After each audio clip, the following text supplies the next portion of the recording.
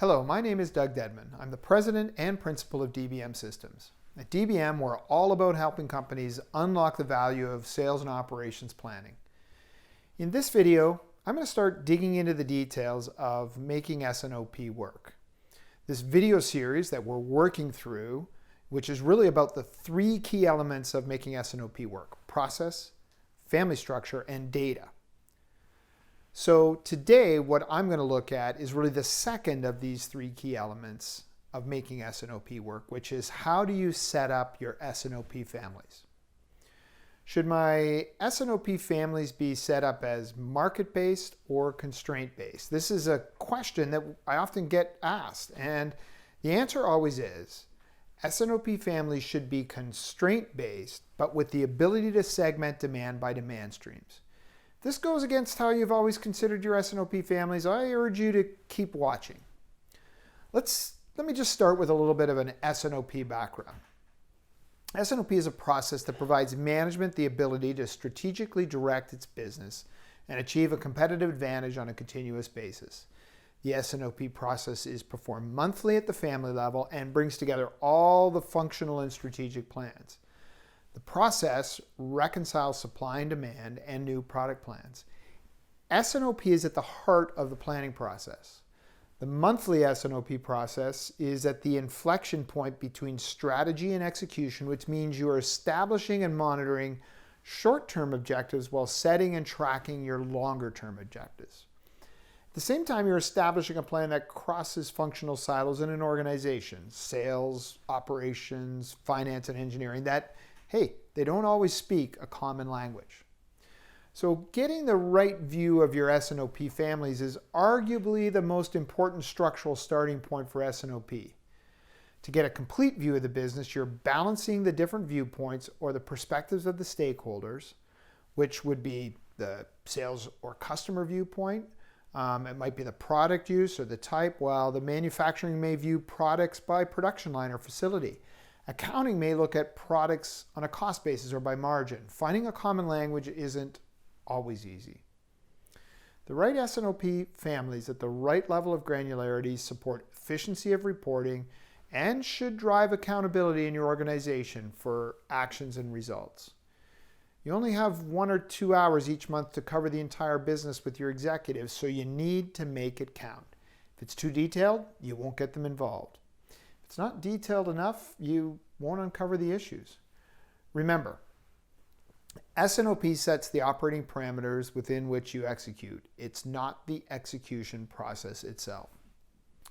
I stated at the beginning that you should set up your family by constraint, but let's take a second to understand the difference between a market and a constraint view. This table here gives some examples of how you might take an external or market view or an internal constraint view. The market view may be by a specific kind of business, sales channel, or whatever your go-to-market strategy is, whether it's make to stock, make to order, configure to order, or engineer to order, or it might be by sales geography. The constraint view of families will correlate to more of a specific capability of constraints. Typically, it's linked to a production line or cell in the plant, but in some cases, this may be a specific material that sets the upper limit of supply. In services, you might even be tying this to a specific type of resource. The market view is important because demand is influenced by how you go to market. Some of your demand may be driven by events or projects, while the rest come from smaller or more predictable orders, more like a flow demand.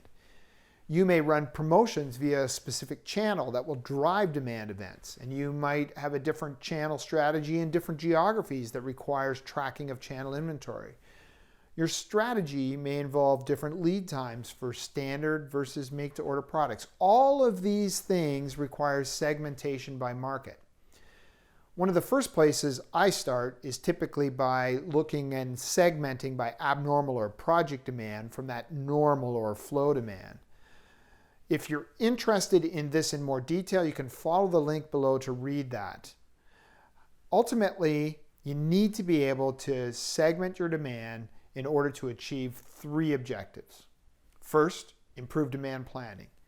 If you have demand that's lumpy and it's not statistically predictable, think those large projects, segmenting this demand from the statistically forecastable business, think that regular flow business, you can apply the correct forecasting technique to each part of the business.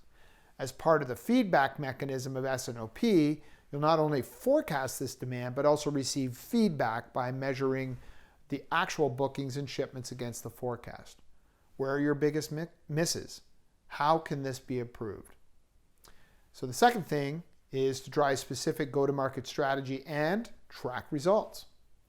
If you segmented your demand by distributors versus OEM versus direct retail, are the actions we are taking in that particular marketplace, pricing, promotion, etc., are they having the desired results? And then finally, demand streams allow for accountability. If the results aren't happening, who is accountable and how can the performance be changed? This may once again be by channel, geography, or kind of business.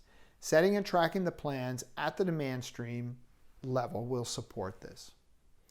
All of this work at the demand level, however, only applies to part of the S&OP picture. We can do all kinds of great work to develop a really accurate demand plan, but if we are unable to align our supply strategy and capability, we will not be able to effectively meet demand. To do this, we have to look at our business by constraint. This comes down to really a very simple principle. If you can't build it, you can't sell it. If you're going to sell something, you have to be able to produce it, or in the case of buyouts or purchases for resale, you've got to be able to procure it. This has to happen when the customer wants it. This may be stating the obvious, but your ability to do this is determined by constraints. A constraint may be defined by a production line, assembly cell, or plant.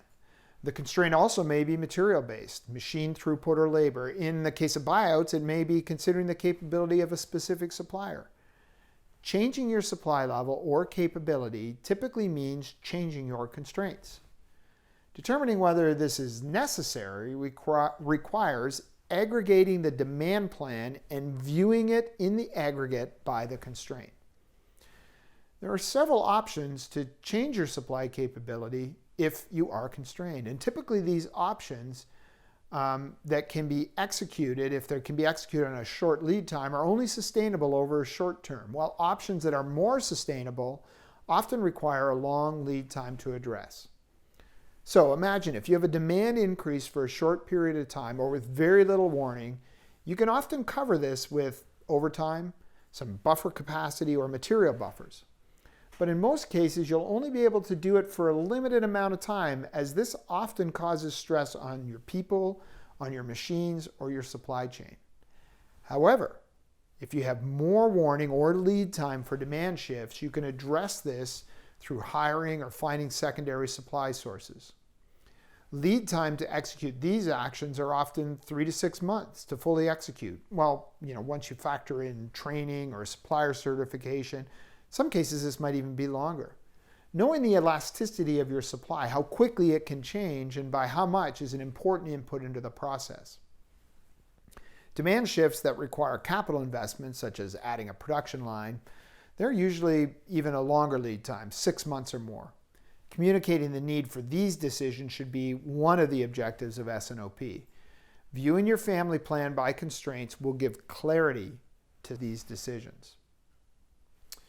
If you're unable to change your constraints by increasing capability, your S&OP process should then also highlight the trade-offs that might be required. And I really think about this as there's kind of 3 levers that are available to you to address the demand and supply imbalance. And these are backlog, inventory, and flex capacity. Because each of these levers has a cost, knowing when to deploy one of these options is really the strategic advantage of a good S&OP process. First, quickly, let's look at the backlog lever. So backlog is the number of orders you have in front of a family. Backlog can be both good, that's future dated orders, or it can be bad, where the customer wanted something in the past. That's your past due backlog. Even worse, you might have stuff that not only the customer wanted in the past, but you promised it in the past. That's really bad backlog. But hey, that's a topic for a future video. So Anyways, back to backlog. Your total backlog has a direct relationship to the lead time your customer can expect for getting new product. So thinking about backlog as a lever, when you're constrained, you can extend your lead time on new orders, which would increase your future backlog, or you can allocate current production to key customers and allow some backlog to go past due and promise new orders to new customers. Both are valid strategies. The obvious cost of deploying this lever is the impact to service level. The significance of this impact depends on your business or the competitive position in the marketplace. The goal of S&OP should be allowing you to see when this is happening and being able to proactively address it. The second lever you have for these imbalances is inventory. By this, I'm talking about finished goods inventory. You can allow finished goods inventory to flex up and down, which can be a buffer against short-term imbalances. Classic case is seasonal product sales. In most seasonal businesses, building an inventory buffer ahead of the season helps to balance the capacity requirements. However, you may also reduce your finished goods inventory below planned levels at times, and this may also include flexing down channel inventory.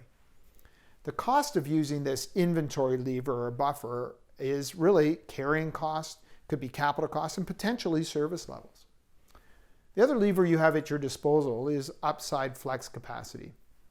A normal production plan where the plant is not planned at full capacity allows for short-term increases in production if the need arises. Doing this is possible only if your material plans are based on that upside flexibility, or if the flexing of production is planned outside your lead time in order to support that increased production. The cost of using this lever or having it in place is holding unused capacity and carrying buffer inventory. By doing S&OP at the constraint level, this allows you to see when or one or more of these levers must be or can be pulled. I've primarily focused on demand imbalances when I've talked about this, where demand is greater than supply capability. But many of the companies that we're working with right now are in this situation. However, the view by constraint is also valuable when the demand is less than your capability. Seeing your S&OP plans against age backlog targets, inventory targets, and known capability will also show which levers could be pulled to free up resources. So I've covered a lot of ground in this video, but I want to come back to the diagram that we started this whole series with that gives you some idea of how to work between the demand stream data, the market view, and your constraint-based family, and then really how does that tie back to the process, which we covered in the last video. How does this all come together? So if you think about it, demand is captured and planned at the demand stream level. Those are the blue boxes in the diagram. You're going to track your bookings, shipments, backlog, all by those demand streams. Then you'll use that demand stream view in the S&OP demand meeting to develop the unconstrained demand plan for each demand stream. What do we think we can sell? Then you'll consolidate that demand by S&OP family, that constraint-based family, for your pre-S&OP operations meeting. Using the pre-S&OP operations meeting then to constrain the demand if this is required. And you'll do this at the aggregate or the family level.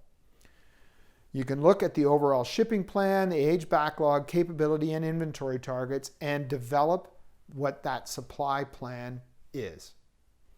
Then balancing decisions should be identified and, if possible, finalized in the pre-S&OP meeting. This may require looking at both the demand stream level as well as the consolidated demand. Decisions such as allocations should be made with both sales and operations involved. And finally, you should report at the executive S&OP meeting by constraint-based families using that 5-section sheet and dig into the details at the demand stream level only if required. Our last videos of this series will dig into the details of how do you use that 5-section sheet. Following this approach will allow you to move from that unconstrained shipping plan to the constrained and balanced S&OP plan, but it will also highlight what levers you need to pull in order to achieve this objective.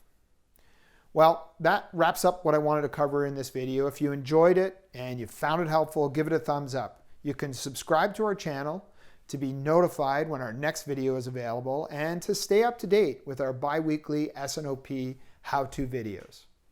And if you haven't taken our free assessment yet, head over to our website, www.dbmsys.com, and click on the S&OP assessment at the top. It only takes about 10 minutes to complete, but you'll get valuable insight on how your current process stands, and we'll provide some custom recommendations to help you improve your process.